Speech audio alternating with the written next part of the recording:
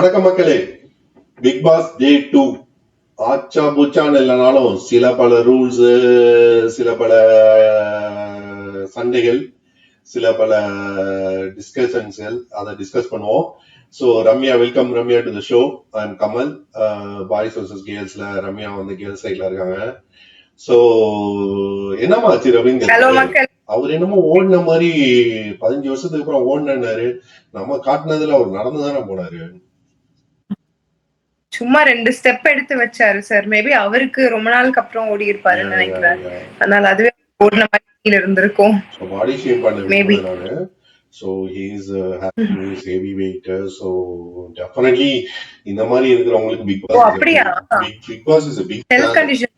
Big Boss is a big challenge actually. Big Boss வந்து is a very very physically challenging also இல்லையா. So அவர் வந்து நல்லா இருக்கிறதுக்கு நம்ம வந்து ஃபேன்ஸ் சார்பாக வேண்டிக் கொள்வோம். அடுத்தது ஒரு ட்விஸ்டோ போட்டாரு. இந்த சைட்ல இருந்து ஒருத்தர் அங்க, அந்த சைட்ல இருந்து இங்க ஒருத்தர். நீ அதை பத்தி என்ன நினைக்கிற? அது நல்ல மூவ் தான் ஆக்சுவலா. ஏன்னா கேர்ள்ஸ் டீம் பாய்ஸ் டீம் அப்படியே இருந்தா 2 பேரும் அப்படியே பாய்ஸ் ஸ்ட்ராங் கேர்ள்ஸ் ஸ்ட்ராங் அப்படி இருக்கும். அவங்கல இருந்து இவங்களை உள்ள தூக்கி போட்டதுனால கொஞ்சம் கேம் கொஞ்சம் இன்ட்ரெஸ்டிங்கா இருக்கும்னு ஃபீல் ஆச்சு. ஆமா, நானும் ஒண்ணு நினைச்சேன். இவனை ரூல்ஸ் எல்லாம் போட்டானுல 106 நாள் பொண்ணுங்க தான் சமைக்கணும்னு. அதெல்லாம் அவர் அக்செப்ட் பண்ணல. அந்த ரூல்ஸ் புக் வந்து அதெல்லாம் அது அவர் அக்செப்ட் பண்ணல. அவர் வந்து நீங்க சூஸ் பண்ணலாம் யாரு சமைக்கணும்ட்டு. 2 சமையல் நினைக்கிறேன். சோ பாய்ஸ் சமையல பாய்ஸ் பாத்துக்கணும், கேர்ள்ஸ் சமையல் கேர்ள்ஸ் பாத்துக்கணும்னு நினைக்கிறேன். சோ 2 கிராசரி சோ அத மாதிரி போயிட்டு இருக்கு. ஆனா அந்த டிஸ்கஷனுக்கு நடந்தது பாரு, பாய்ஸ் வந்து சொல்லு, பாய்ஸ் வந்து கொஞ்ச நேரத்திலேயே ஒரு 5 மினிட்ஸ்லயே ஓகேப்பா இவரா ஓகே ஈஸியா கன்வின்ஸ் பண்ணி ஓகேன்னு ஃபிக்ஸ் பண்ணிட்டாங்க. ஃபிக்ஸ் பண்ணிட்டு அவங்க எல்லாம் கேம் விளையாடிட்டு ஜாலியா டான்ஸ் ஆடிட்டு அந்த ரேஞ்ச்ல இருந்தாங்க. ஆனா இங்க கேர்ள்ஸ் சைடு வந்து பார்த்தா நீ போறியா நான் போட்டா பாவம்னு சொல்லிட்டா அந்த மாதிரி ரொம்ப ரியாக்ட் பண்ணிட்டு இருந்தாங்க. ஆனா அந்த இடத்துல எனக்கு தெரிஞ்சு ஜாக்லின் கொஞ்சம் பாவமா தான் எனக்கு ஃபீல் ஆச்சு. நான் சொன்னேன், ஜாக்லின் சொன்ன 2 பாயிண்ட் எனக்கு வேலிடா பட்டுச்சு. நான் வெளியில தான் படுத்திருக்கேன். நான் வந்து எனக்கு வந்து ஃபர்ஸ்ட் வாட்டியா எனக்கு வந்து டிசிஷன் மேக் பண்றதுக்கு எனக்கு வாய்ப்பு கிடைக்கல. இந்த வாட்டியாச்சும் எனக்கு அந்த வாய்ப்பை தாங்கன்ட்டு. எங்க வந்து அவ அடி வாங்குறான்னா சுனிதா தான் ட்விஸ்ட் பண்றா. அவளை வந்து நல்லா யூஸ் பண்ணிக்கிறாங்க. ஓட்டிங் ஆரம்பிச்ச உடனே ஒரு பொண்ணு வந்து சுனிதா நீங்க சொல்லுங்க அப்படிங்குது. எல்லாரையும் என்ன ஆச்சுன்னா அந்த கண்டென்ட் பொண்ணு ஜாக்லின் வந்து நீ சொன்ன மாதிரி எனக்கு இன்னைக்கு கொஞ்சம் வருத்தமா தான் இருந்தது. அவன் வந்து நியாயமா கேட்டதாவும் பட்டுச்சு, நல்லாவும் விளையாடுவான்னு பட்டுச்சு எனக்கு. அவங்களே பாய்ஸ் சொன்னாங்க பாத்தியா. ஆமா ஜாக்லின் தான் அனுப்புவாங்க அப்படின்னு சொல்லி அவங்களே கொஞ்சமாச்சும் புத்தி இருந்து ஜாக்லின் அனுப்பிச்சிருப்பாங்க. அது கொஞ்சம் ஏன்னா அவ கொஞ்சம் ஸ்ட்ராங்கா தான் இருக்கா. இன்னொன்னு என்னன்னா ஈஸியா அவ சொன்ன இன்னொரு பாயிண்டும் கரெக்ட். பாய்ஸ் சைடு வந்து ஜாக்லின் வந்து கேர்ள்ஸ் கூட செட் ஆக மாட்டா, அவங்களுக்குள்ளவே கொஞ்சம் மிஸ் அண்டர்ஸ்டாண்டிங் இருக்குன்னு அவங்க நினைச்சிருக்காங்க. சோ நான் போனா கரெக்டா இருக்கும் அப்படின்னு அந்த பாயிண்ட் அவ கரெக்டா தான் சொன்னா. அது கேர்ள்ஸ் டீம் ஏத்துக்கிற மாதிரி தெரியல. ஆனா தர்ஷனை ஏன் எல்லாரும் செலக்ட் பண்ணாங்கன்னு எனக்கு சீரியஸா புரியல. செலக்ட் பண்ணாங்க, ஒரு 3 பேர் செலக்ட் பண்ணாங்க. மொத்தம் எத்தனை பேர் இருக்காங்க? 3 பேர் இருக்காங்களா? 3 ஓட்டு என்னமோ போட்டாங்க. மீதி 2 பேர் வந்து ஃப்ரெண்டு, நான் இவ ஃப்ரெண்டு, அங்க எல்லா பசங்களும் சேர்ந்து கையை தூக்குறானுங்க. அவனுங்க ஒன்னும் வேலைக்கு ஆகுதுமா. ஆனா ஜாக்லினோட ஒரு கருணை உள்ள வந்து அந்த உப்பு விஷயத்துல உண்மையிலே ஃபீல் பண்ணாங்க. 2 பாக்கெட் தான் இருந்துச்சா, தெரியா தரமா எடுத்துட்டோம், நாங்க வேணா உங்களுக்கு கொடுக்குறோம் அப்படின்லாம் ஃபீல் பண்ணிச்சு அந்த பொண்ணு. கண்டென்ட் பையனோட அவ்வளவு மோசம் கிடையாது கண்டென்ட் பொண்ணு. ஆனா Muthukumar is a very good choice. ஃபர்ஸ்ட்ல இருந்தே அவனை வந்து நான் பண்ணிட்டு இருக்கேன். ஆனா ஒரு கிரிஞ்சு ஒண்ணு பண்ணனான் அவன். இன்னைக்கு அந்த ஜெஃப்ரி வந்து ஏதோ சாப்பிட கூப்பிடும் போது நாங்க பேசிட்டு இருக்கோம்ல அப்படின்னு சொன்னான். ஆனா எனக்கு அதுவே ஸ்ட்ராட்டஜி ஃபீல் ஆச்சு. எனக்கு மேபி அவங்களுக்குள்ள ஒரு இருக்குமோ, எப்படின்னா பாய்ஸ் டீம் பாய்ஸ் அடிச்சுக்கிறாங்க ஓகே அப்படின்ற மாதிரி இருக்குமோ, இவங்களோட கேம் பிளேவா இருக்குமோ எனக்கு ஃபீல் ஆச்சு. பண்ணாலும் பண்ணுவான் அந்த பையன். எனக்கு என்ன போச்சுன்னா, நீ பிரைவேட்டா பேசுறேன்னா போய் வீட்டுல பேசுப்பா, இது பிக் பாஸ் வீடு, யாருக்கு வேணாலும் எங்க வேணாலும் வந்து குறுக்க போடலாம் அப்படிங்கிற மாதிரிதான் பட்டுச்சு. பட் நீ சொன்ன ஆங்கிள் நான் யோசிக்கல. It may be strategy. அதான் இவங்களுக்கு பேசிட்டு இருந்தாங்க பொண்ணுங்க. நான் 24/7 பார்த்தேன். நீங்க சண்டை போட்டுற மாதிரி அடிக்கடி பிஹேவ் பண்ணுங்க, நீங்க வந்து நம்ம சண்டையில இருக்கிற மாதிரி பண்ணலாம் அப்படிங்கிற மாதிரி சொன்னாங்க. அதுலயும் ஒரு யூனிட்டி இல்ல. ஜாக்லின் தான் அந்த ஐடியாவும் கொடுத்தா. அது மாதிரி ஏதோ டிஸ்கஷன் போச்சு. ஆனா வந்து எனக்கு தெரிஞ்சு Pavithra is not a good choice. எனக்கு தெரியாது பவித்ரா பத்தி. அந்த பொண்ணு அதுக்கே அழுதுட்டு போச்சு. I don't think is a good choice தோணுது எனக்கு தெரியல, இதுக்கப்புறம் தான் தெரியும் பாக்க. ஆனா கொஞ்சம் ஸ்ட்ராங்கா மேபி எனக்கு தெரியல.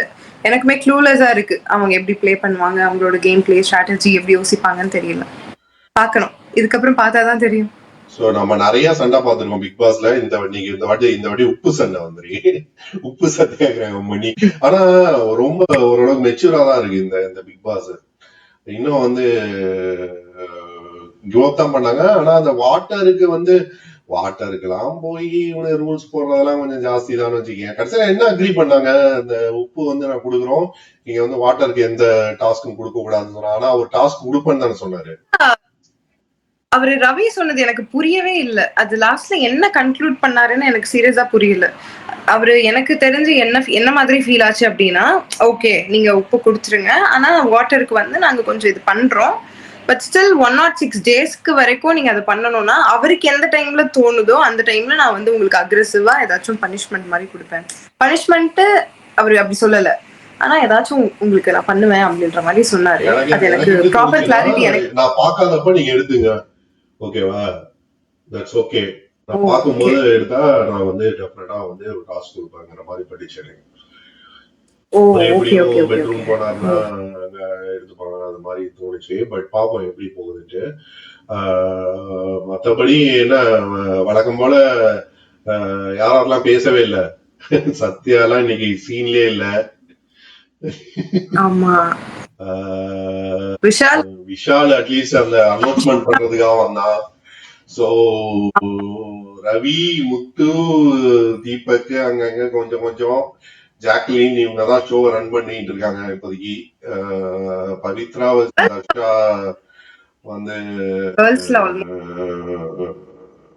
அந்த கேப்டன் பரவாயில்லாம பண்றான்.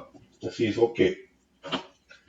அந்த தர்ஷிகா அந்த அளவுக்கு நான் எதிர்பார்க்கல. She's fine. மற்றபடி இன்னமும் வந்து சீரியஸ்னஸ் செட் ஆகல வீட்டுல. இன்னமும் கோடு வந்து ஒரு பெரிய சண்டையா மாறல. மாமா மச்சாங்கிற லெவல்ல தான் பேசிட்டு இருக்காங்க. யார் சண்டே ஆரம்பிப்பான்னு நினைக்கிறேன்? ஜாக்லின் டெஃபினட்டா ஜாக்லின். இன்னைக்கு அவ ரொம்ப மைல்ட் ஆயிட்டாமா. இன்னைக்கு சண்டை போட்டு நான் தான் போவேன்னு நின்றுக்கணும். எல்லாருமே அவளுக்கு என்ன பண்றதுன்னு தெரியல.